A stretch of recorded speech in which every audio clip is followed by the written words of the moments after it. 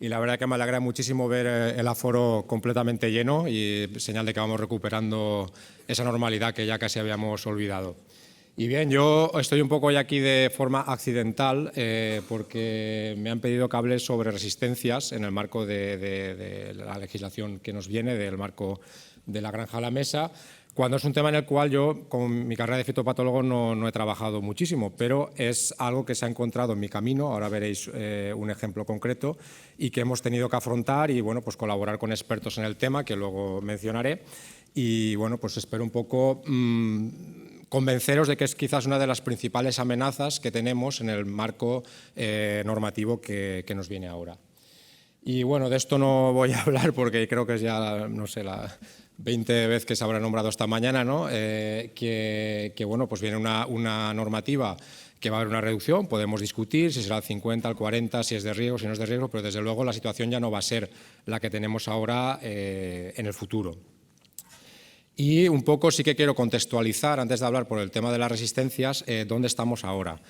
Dónde estamos ahora es que España actualmente es el mayor consumidor de fitosanitarios de Europa. Como veis aquí en estos datos de Eurostat, con estas aproximadamente 75.000 toneladas que consumimos al año, estamos en el top, ¿de acuerdo?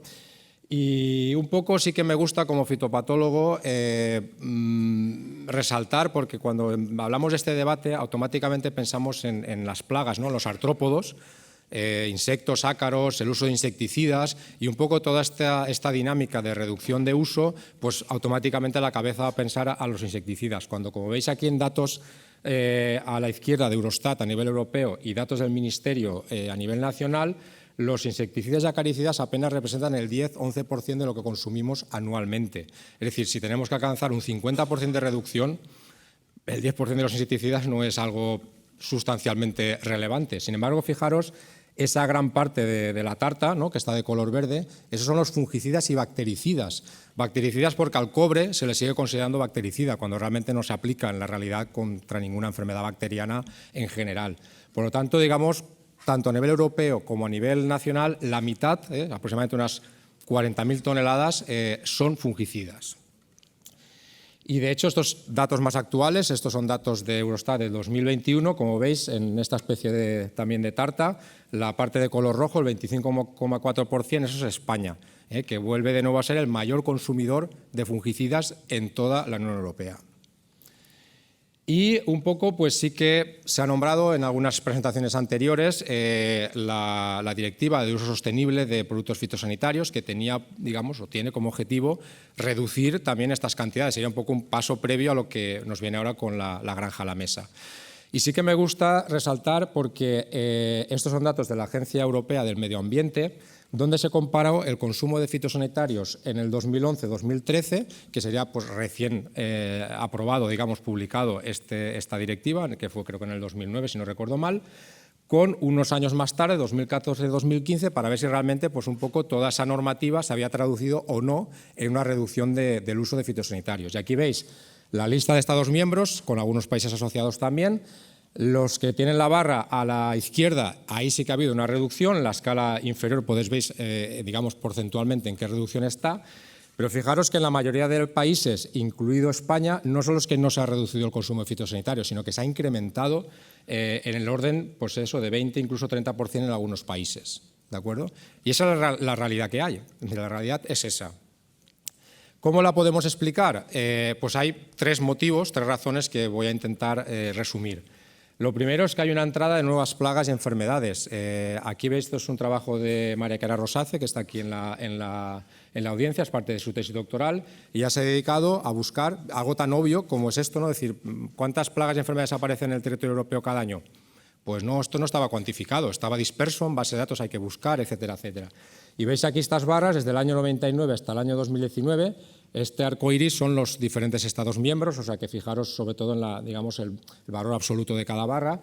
Esto es muy pequeño, casi no lo veo yo desde aquí, pero esto sería 20, 15, 10, es decir, podríamos fijar un poco un promedio entre 10 y 15 nuevas plagas y enfermedades no interceptadas, sino que ya que están establecidas cada año en el territorio europeo, es decir, han pasado todas estas barreras de control que afortunadamente tenemos, si no el número sería seguramente de órdenes de magnitud superior.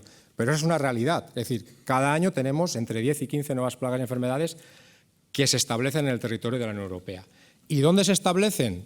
Porque lo que ha hecho María Clara también es ver de dónde, en qué país o incluso en qué región de cada país se detectaban esas plagas y enfermedades. Y veis que fundamentalmente las detecciones, la aparición de estas nuevas plagas y enfermedades son en los países del sur de Europa, donde estamos nosotros. Por tanto, estamos expuestos todavía más por las características de nuestra agricultura y por otros factores a este fenómeno, digamos, de nuevas plagas y enfermedades.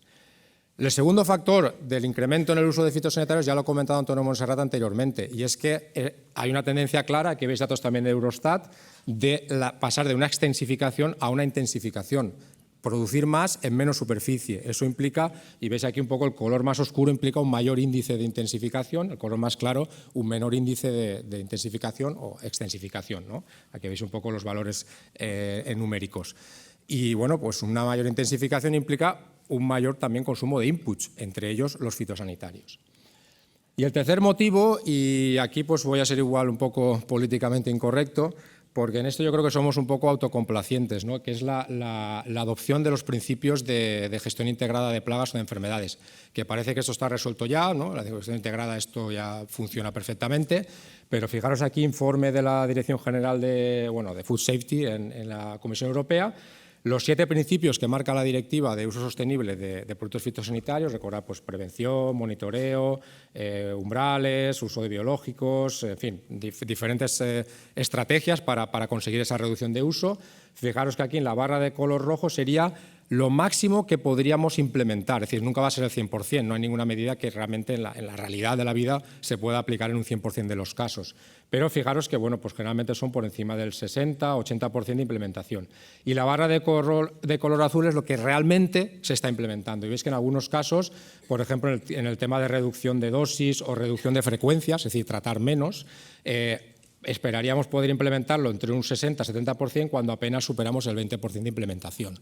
¿Vale? Por lo tanto, esa es la realidad que tenemos también. ¿Vale? Repito, entrada de nuevas plagas y enfermedades, intensificación de la agricultura y una limitada adopción, digamos, de los principios de gestión integrada. Y bien, vamos ya al tema que nos ocupa, que es las resistencias. Y bueno, aquí hay un gráfico de Australia que yo creo que, aunque está en inglés, ilustra muy bien. Y nos serviría para cualquier, es decir, tanto de hongos como artrópodos, como malas hierbas. Básicamente lo que tenemos es una población, en este caso se ilustra con hongos, pues la color azul sería los individuos que son sensibles, susceptibles, digamos, al producto, al fungicida, y este de color negro es el que es resistente, ¿vale? Que está ahí.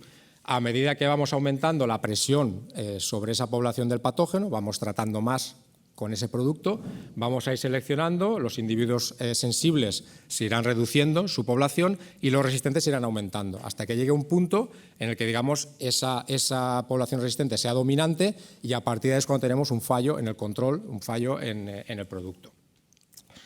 Y bien, esto hay una base de datos que se publicó recientemente por la EPO. La EPO es la Organización Europea y Mediterránea de Protección de las Plantas, un poco que agrupa Europa y otros estados del Mediterráneo y de Oriente Medio. Y bueno, aquí esto es trabajo de Anaïs Galvain, que está también en la sala y que la semana pasada pues, se dedicó a buscar en esa base de datos, que digamos hay que trabajarla, los gráficos no te salen así automáticamente. Ya que veis un poco el número de casos de resistencias, en este caso es para insecticidas y acaricidas por diferentes grupos químicos. Lógicamente, yo soy fitopatólogo, esta no es mi especialidad, pero hay muchos entomólogos en la sala que seguramente pueden aportar aquí, pues con piretroides, organofosforados, neocotinoides, carbamatos. Veis aquí el número de casos. Y enfatizar que estos son casos de fallos de control en campo, es decir, no es que yo tengo una cepa resistente en el laboratorio y notifico que tengo un caso de resistencia, no, es cuando ha habido ya un fallo en el control, en condiciones reales de producción, y se ha demostrado científicamente que eso estaba causado por la resistencia a los productos. De la misma manera los herbicidas, no sé si habrá muchos malherbólogos en la sala porque la verdad que no quedan muchos ya, pero bueno, veis aquí también número de casos, triacinas, en fin, diferentes grupos químicos y un poco pues lo que yo tengo un poquito más a mano, los fungicidas, veis también el número de casos, en el estrovirulinas, veis, prácticamente hay pues 80 o 90 casos ya descritos en territorio EPO, no es únicamente Europa, repito, pueden haber otros países del norte de África y Oriente Medio. El tema de metiltiofanato, carbendazima, todos estos que ya no existen, DMIs, en fin, fenilamidas, aniloperimidinas, veis un poco muchos de los grupos químicos que tenemos ahora, digamos, en el vademecum de uso actual. Y lo que os decía, este problema pues pasó por delante, yo no me dedicaba a esto, pero bueno, apareció este problema y tuvimos que abordarlo. Y veis aquí una enfermedad que seguramente pues, aquí no muchos conoceréis, porque es un cultivo, el caqui, pues, es bastante restringido, digamos, a la Comunidad Valenciana y un poco en la provincia de Huelva. Pero bueno, en el año 2007-2008 apareció una enfermedad, también una enfermedad introducida, no existía aquí, y la denominación es la mancha foliar del caqui, ahora luego le llamamos Pluribosfarella nahuae, pero siempre ha sido Mycosfarella nahuae, sigue siendo un nombre sinónimo que podemos usar si queremos. Y bueno, lo que veis es que causa, como dice el nombre de la enfermedad, manchas foliares muy acusadas, pero sobre todo lo que provoca es una defoliación y una caída anticipada del fruto con unas pérdidas económicas, como veis aquí, prácticamente del 100% si no hay un control adecuado. Pues bien, aquí se hizo un trabajo, estudiar la epidemiología de la enfermedad, se buscaron los tratamientos que eran adecuados, se consiguieron autorizaciones primero excepcionales y luego permanentes, y fijaros que ya el Boletín de Avisos de Sanidad Vegetal de la Generalitat Valenciana ya desde el principio marcaba unas pautas para evitar o reducir el riesgo de aparición de resistencias. Como veis aquí, como máximo 3 aplicaciones por campaña, no realizar más de 2 aplicaciones con fungicidas del mismo grupo y no realizar esas 2 aplicaciones seguidas. Si hago 2, pues intentar alternar con otros grupos químicos.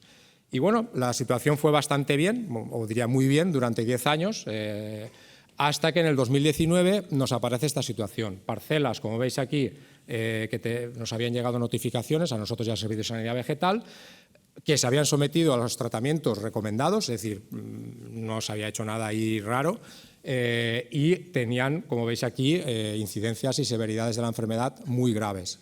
Y eso, pues bueno, una primera hipótesis fue si había algún problema con los calendarios de tratamientos, etcétera. Todo eso se comprobó que estaba bien, que no había el posicionamiento de los productos era adecuado, y lo que decidimos fue estudiar si esto podía ser o no un problema de resistencias a las extruvirulinas.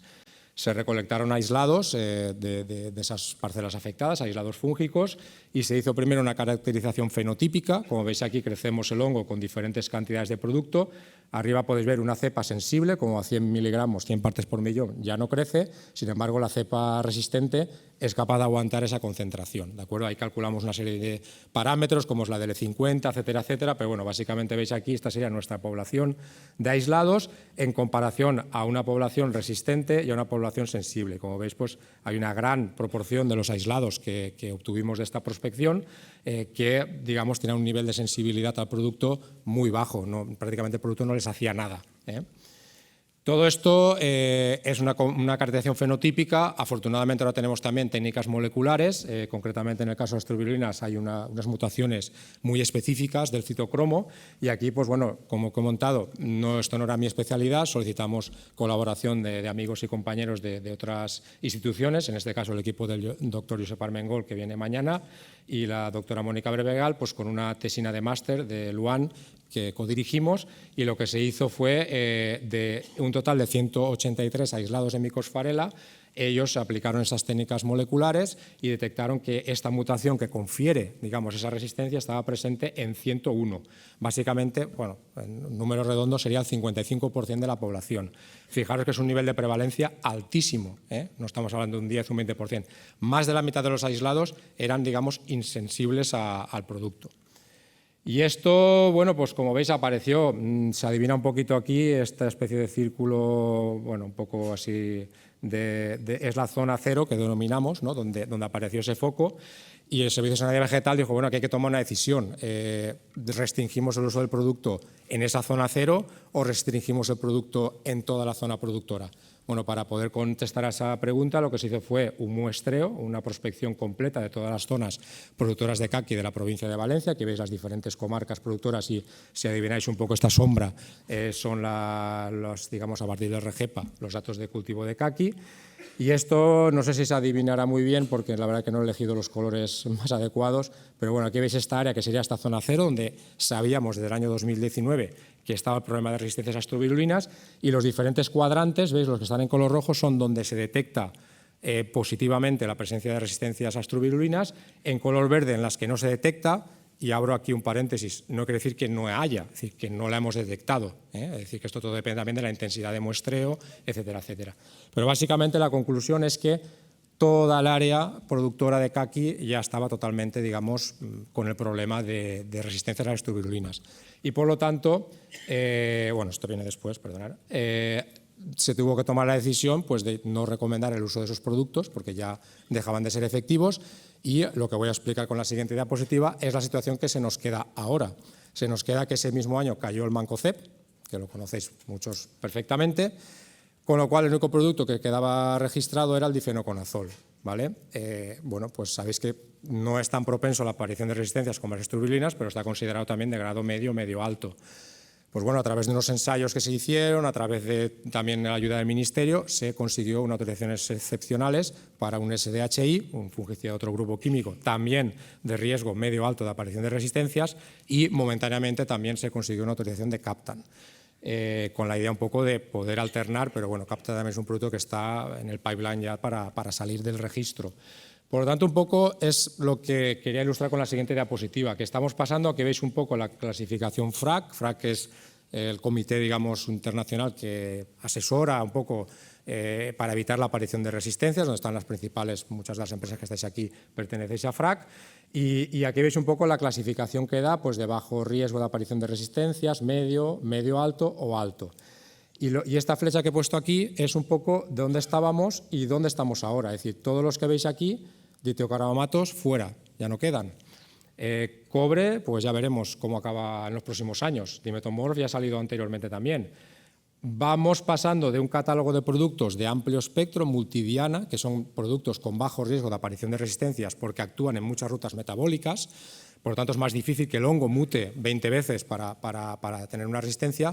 Pero claro, ¿qué desventaja tienen? Que al ser multiacción también tienen actuación sobre otros organismos no diana, es decir, pueden actuar pues, sobre fauna acuática, sobre otros componentes del medio ambiente, digamos su perfil ecotoxicológico es mucho peor y por lo tanto un poco son productos que han ido cayendo sobre todo por ese problema, aparte de patentes y otras historias, ¿no? Es decir, que son productos que su perfil medioambiental ya no es aceptable en la Unión Europea, ¿de acuerdo?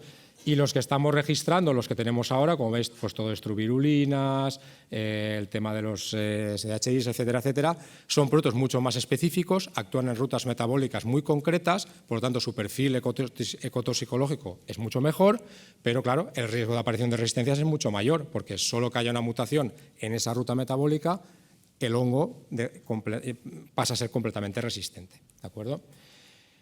Y bueno, eso se traduce en situaciones prácticas, ya he ilustrado un poco la del caqui, pero fijaros, esta es la que tenemos también en el cultivo del arroz, hay una enfermedad endémica, la piriculariosis, causada por el hongo Piricularia oryzae, como veis causa daños foliares muy graves, pero sobre todo puede afectar a la zona, digamos, del cuello, causando una seca completa de la panícula. Este año pasado, la verdad que hubo daños muy importantes en algunas parcelas de variedades sensibles como bomba, hablo de la provincia de Valencia, pues pérdidas del 40-50% de la cosecha, es decir, que son daños ya muy graves.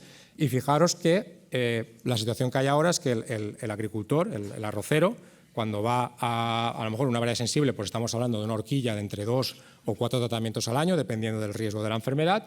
Esto está consultado el fin de semana, que es cuando preparé la presentación, pues todo lo único que tiene son estrubirulinas.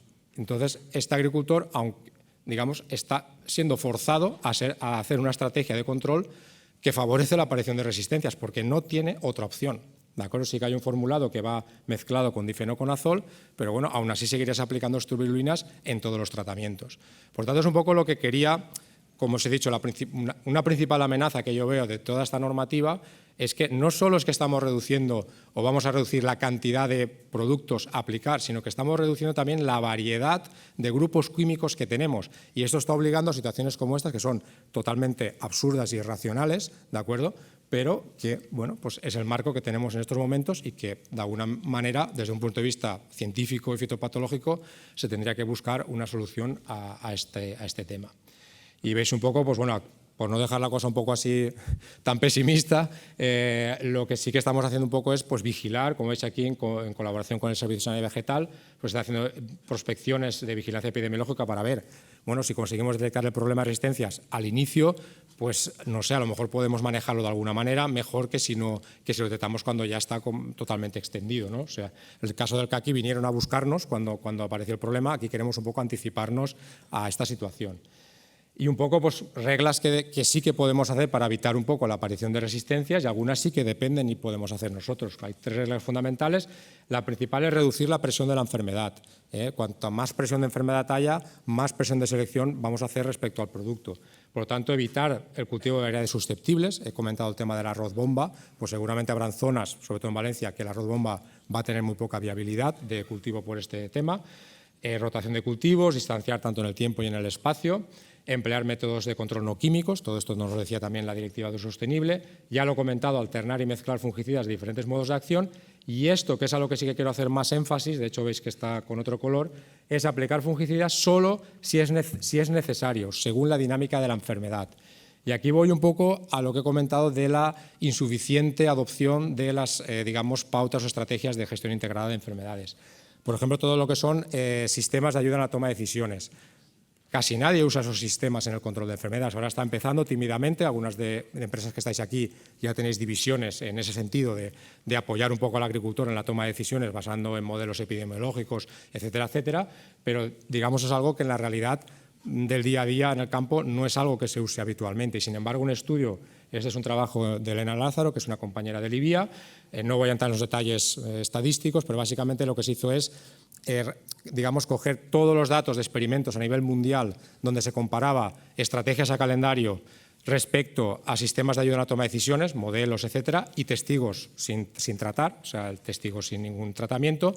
Y la conclusión, como veis que está muy definida en el título, es que con estos sistemas, de manera global, es decir, no hablo caso por caso, sino en manera global, un estudio de metaanálisis, puedes reducir el 50% el número de tratamientos sin incrementar la incidencia de la enfermedad, ¿de acuerdo? Por lo tanto, hay un margen de maniobra, sobre todo ahora con todo el tema de la digitalización, etcétera, que está, digamos, poniendo al abasto prácticamente del móvil una cantidad de datos y de información que antes no existía. Pues bueno, que estos sistemas pueden ayudar a que, bueno, pues reduzcamos esa presión de selección del fungicida aplicando menos veces, ¿de acuerdo?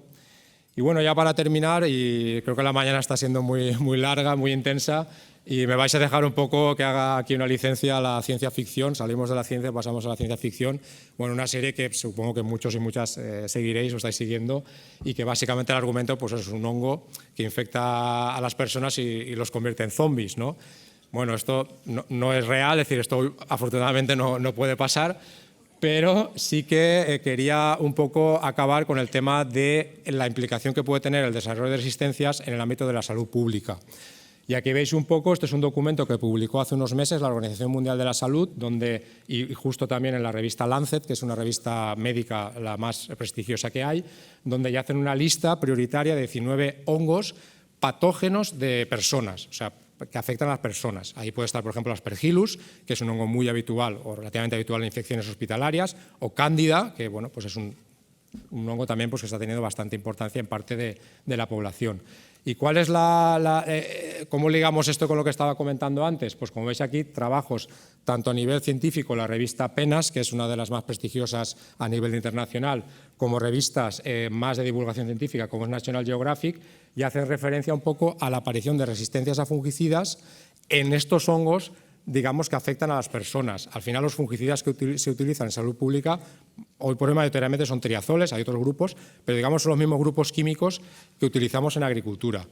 Y ahora que ya, digamos, las tecnologías actuales permiten la secuenciación genética, ya no solo de marcadores, sino de las cepas fúngicas en todo el genoma completo, esto ya hay varios trabajos publicados que han conseguido, digamos, demostrar una vinculación de, digamos, un desarrollo de resistencias, por ejemplo, en Cándida o Aspergillus, en un cultivo, es decir, porque esos hongos están ahí también, aunque no causen enfermedad en la planta, están ahí.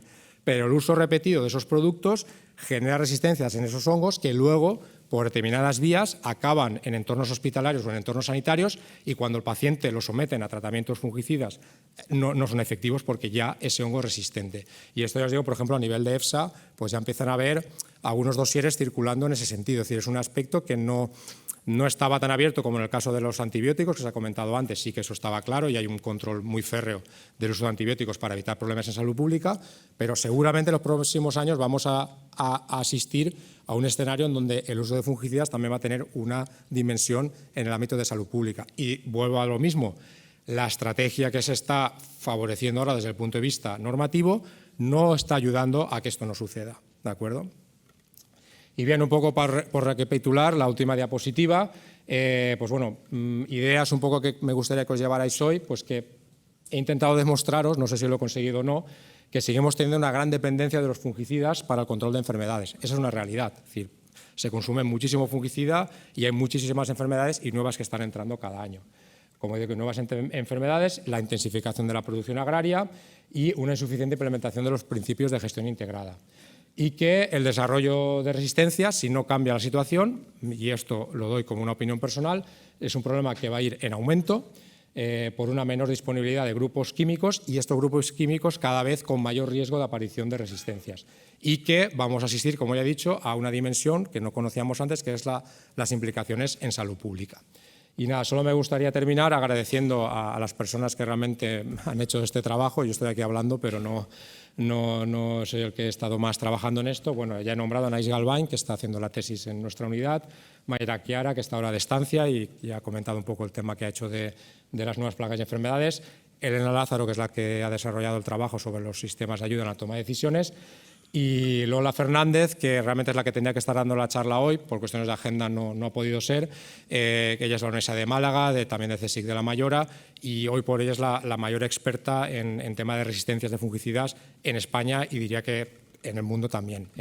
Como no está aquí, no me va a decir que le hago la pelota. Así que nada, muchas gracias por su atención y